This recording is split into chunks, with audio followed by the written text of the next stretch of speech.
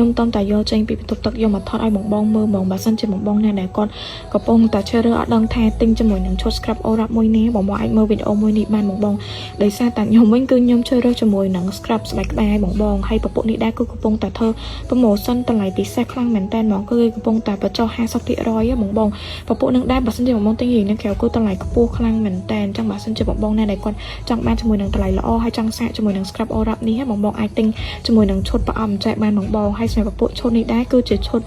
ផ្ដោតសំខាន់ទៅលើតែសាយសក់ជាមួយនឹងស្បែកក្បាលហើយសម្រាប់ scrub Aura នេះវិញគឺល្អមែនតើបើសិនជាបងបងណាដែលគាត់អាសាឡើងកែហើយជាពិសេសគឺចង់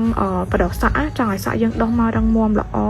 ហើយជួយកាត់បន្ថយសក់ឈូបងបងអាចសាកផលជាប្រភេទ scrub ស្បែកក្បាលបានបងបងដោយសារតែនៅពេលដែលយើងផល scrub ស្បែកក្បាលហ្នឹងទៅគឺយើងជួយជំរុញកោសិកាចាស់ចាស់បានល្អសម្អាតបានល្អហើយជួយម៉ាស្សាស្បែកក្បាលទៀតចង់ធ្វើឲ្យតែសាយសក់របស់យើងដុះមករឹងមាំហើយដុះសក់លឿនហ្មងហើយបើសិនជាម៉ាអបសក់របស់គេនេះវិញបងបងឃើញអញ្ចឹងណាប៉ុន្តែគឺថាធ្វើឲ្យសក់យើងទន់មែនតើខ្ញុំសាកផលហើយសក់ខ្ញុំឡើងទន់រលោងមែនតើបងបង